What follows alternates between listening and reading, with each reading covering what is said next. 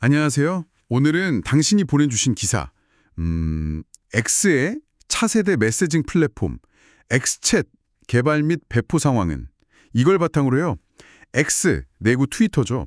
여기서 새로 내놓는다는 메시징 앱, X챗에 대해 좀 깊이 들어가 볼까 합니다. 네, 안녕하세요. X챗. 이게 요즘 좀 얘기가 나오고 있죠? 맞아요. 이게 그냥 단순하게 기존 DM을 대체한다, 뭐 이런 수준을 넘어서요. 일론 머스크가 그리는 큰 그림, 그 슈퍼앱의 핵심적인 부분이라고 하더라고요. 아, 슈퍼 앱이요? 네, 그러니까 뭐 메시징은 기본이고 소셜미디어, 결제, 쇼핑까지 사용자의 거의 모든 디지털 생활을 앱 하나로 다 해결하게 하려는 뭐 그런 거대한 구상이죠. 그렇죠. 하나의 앱으로 모든 걸 다 하려는? 과연 X챗이 그 시작을 잘할 수 있을지 특히 한국 시장 상황을 보면 좀 궁금해져요. 이미 너무 강력한 메신저 앱들이 많잖아요. 네, 그 부분이 사실 제일 큰 관건이 될 수 있겠죠. 기사를 좀 더 보면요. X챗은 일단 독립 플랫폼이래요. 그러면서도 X 본체하고 또 곧 나온다는 X머니 결제, 그리고 XAI 인공지능까지 이걸 다 엮으려는 것 같더라고요. 네, 통합하려는 의지가 강하게 보이죠. 근데 정말 눈에 딱 들어오는 게 보안을 엄청나게 강조하고 있다는 점이에요. 네, 맞습니다. 그게 아주 흥미로운 지적이에요. 일단 종단과 나무와 E2E라고 하죠. 이건 뭐 요즘 기본으로 많이들 얘기하고요. 네, 기본이고. 근데 거기에 소위 비트코인 수준이라고까지 말하는 그 타원 곡선 암호화 ECC 기술까지 도입했다고 하니까요. 아, ECC요? 그건 좀 생소하네요. 잠금까지 추가했고요. 제 생각엔 이게 왓셋 같은 기존 강자들이 이미 확보한 신뢰라는 영역 있잖아요. 네네, 그렇죠. 거기를 좀 파고들면서 동시에 또 머스크 관련 플랫폼 하면 늘 나오는 그 프라이버시 우려, 이걸 좀 정면으로 넘어서려는 그런 전략적인 선택이 아닐까 싶어요. 확실히 보안에 공을 많이 들이는군요. 근데 보안만 좋다고 다는 아니잖아요. 기능은 어떤가요? 기능도 뭐 기본적인 건 다 갖췄어요. 그룹 채팅 같은 경우 최대 200명까지 가능하다고 하고요. 200명이요? 와, 저는 지금 단톡방 몇 개만 해도 정신이 없는데. 네, 그렇죠. 그래도 뭐 대규모 커뮤니티 같은 거 운영할 때는 유용할 수 있겠고요. 파일 공유나 그 자동으로 메시지 사라지는 모드, 그런 것도 지원한다고 합니다.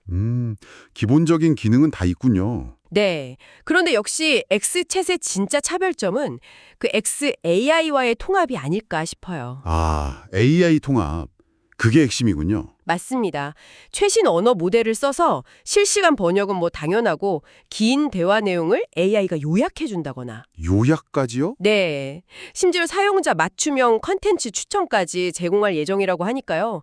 꽤 똑똑한 메신저가 될 가능성이 있는 거죠. 그리고 접근성도 신경 쓴 것 같아요. 안드로이드, iOS, 웹, 데스크톱 거의 다 지원하고요. 개발은 그럼 지금 어느 정도 진행된 건가요? 혹시 써보셨어요? 저는 아직 베타는 못 써봤고요. 기사를 보면 2023년 초에 개발 시작해서 지금은 한 5만 명 정도 그 규모로 글로벌 베타 테스트 중이라고 해요. 5만 명이면 꽤 큰 규모네요. 네, 정식 출시는 내년 2025년 하반기를 목표로 잡고 있고요. 기술적으로는 러스트라는 언어를 썼대요.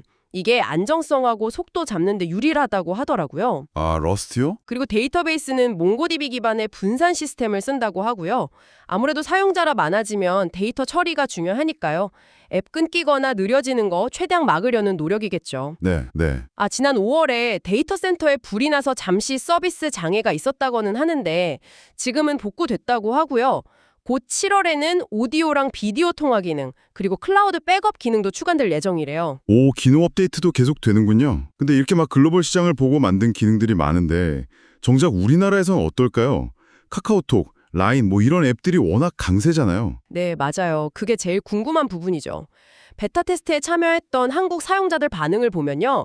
의외로 메시지 전송 속도나 인터페이스 직관성 같은 기본적인 부분은 괜찮다는 평이 많았대요. 오, 그래요? 특히 그 실시간 번역 기능에 대한 평가가 좋았다고 하더라고요.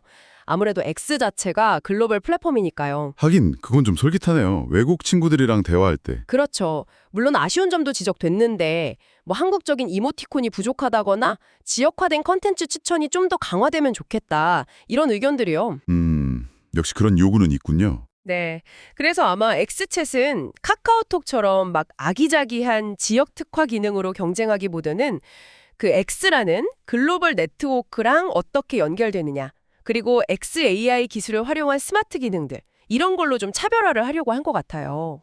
새로운 기술에 관심 많은 특히 2030 세대한테는 좀 어필할 수도 있겠네요. 네, 그럴 가능성이 있죠. 근데요, 아무리 보안을 외치고 AI 기능이 좋아도 결국 이게 X라는 플랫폼 위에서 돌아가는 거잖아요. 그렇죠. 일론 머스크의 그 예측 불가능성이라던가 뭐 과거 X 운영 방식에 대한 좀 우려 섞인 시선도 분명히 존재하잖아요.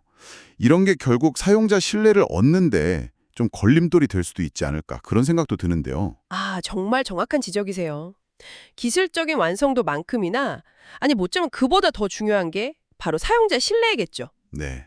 엑스챗이 내세우는 그 강력한 보안, 또 혁신적인 기능들, 이런 것들이 방금 말씀하신 그런 우려들을 다 상쇄하고 사용자들에게 아, 기존 앱 대신 이걸 쓸만한 가치가 있겠다, 이렇게 느끼게 해둘 수 있을지, 그게 성공의 진짜 열쇠가 될 겁니다. 그렇죠. 앞으로 뭐 엑스머니랑 결제가 연동되고 또 귀염용 솔루션까지 계획대로 잘 나온다면 그때는 정말 단순 메신저 앱이 아니라 뭐랄까 하나의 생활 필수 플랫폼, 그렇게 자리 잡을 가능성도 저는 있다고 봅니다. 네, 오늘은 X의 정말 야심찬 도전이죠. X챗에 대해서 깊이 한번 들여다봤습니다.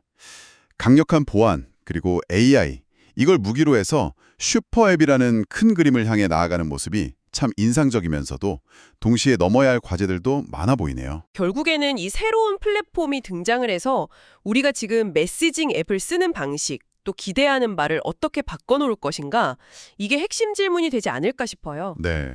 보안, 편리성, 그리고 뭐 소셜이나 금융 기능과의 통합, 이런 가치들이 사용자들한테 얼마나 중요하게 또 매력적으로 다가갈 수 있을까? 그게 관건이겠죠. 당신이 메시징 앱을 고를 때 가장 중요하게 생각하는 건 무엇인가요? 오늘 이야기 나눈 엑스챗이 강조하는 그 강력한 보안, 또 똑똑한 AI 기능들이 혹시 당신의 선택 기준에 영향을 미칠 수 있을지 한 번쯤 생각해 보시는 것도 재미있을 것 같습니다.